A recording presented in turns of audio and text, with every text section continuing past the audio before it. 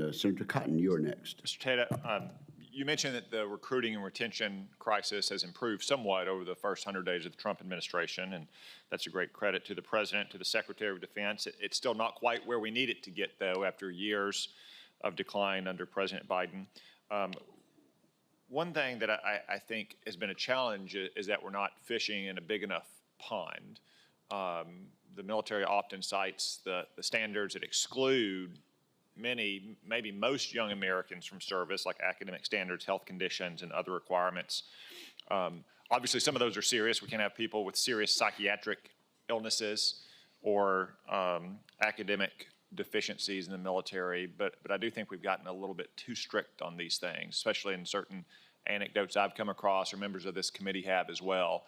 You know, a young man who was prescribed antidepressants when he was in his early teens because his parents were going through a divorce and hasn't been on them for 6 or 7 years, or someone who maybe injured a hip or a knee playing junior high sports and 6 years later is disqualified from the military because of that, after which they continued to play sports at the high school level as well. Do you agree that we should try to find ways to expand the eligibility pool so our recruiters can be fishing in a bigger pond? Senator, I do. Yeah, thank you for that. One challenge here is the Genesis program, which I know has done a lot to help our military get a better picture and catch all of the records that recruits have. But also, I do think by exposing some of these things that are fairly trivial or very old and haven't led young men and women from leading a full and complete life that take them to service, is that it makes it harder for them to get in, and the waiver process is very complicated. Do you think we need to take a look at pushing that waiver authority down, pushing it down into the chain of command and recruiting battalions to make it easier for people with these conditions that clearly don't impair their military service to get promptly onboarded into the recruiting process and then ultimately into basic training, so they're not sitting on the sidelines for 60, 90, 120 days and finding other jobs elsewhere? Senator, I do. Anything we can do to speed up that process is good. I think. And then finally, some of my old friends who have served in recruiting battalion headquarters speak of the doctors at the MEPS around the country as seemingly being paid on commission by how many recruits they can disqualify from serving.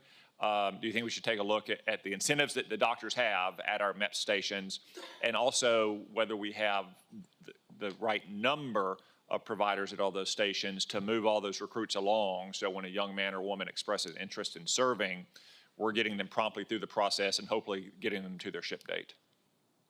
Yeah, Senator, I agree with you. Thank you.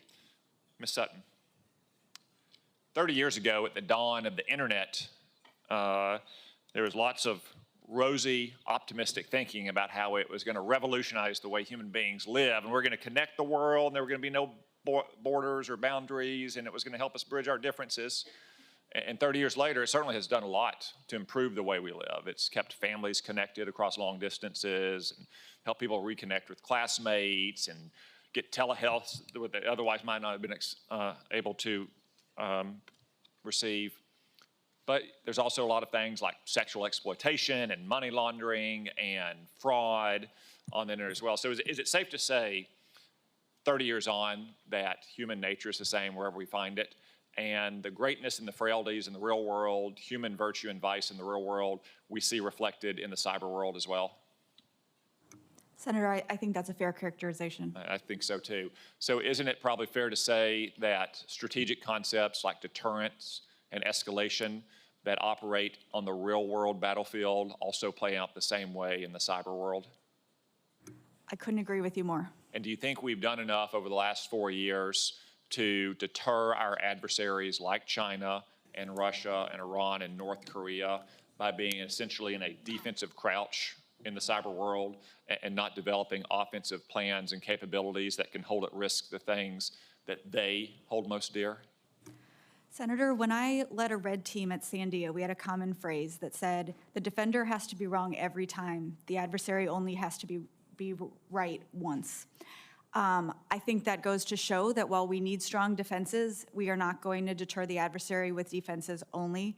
and that, if confirmed, I will work to strengthen our offensive cyber capabilities to ensure the president has the options he needs to respond to this growing threat. Thank you. I appreciate that. I couldn't agree more, and I think it's so vital that the world knows that whatever any country can do to us in the cyber world, we can do as much and more to them as well. Thank you.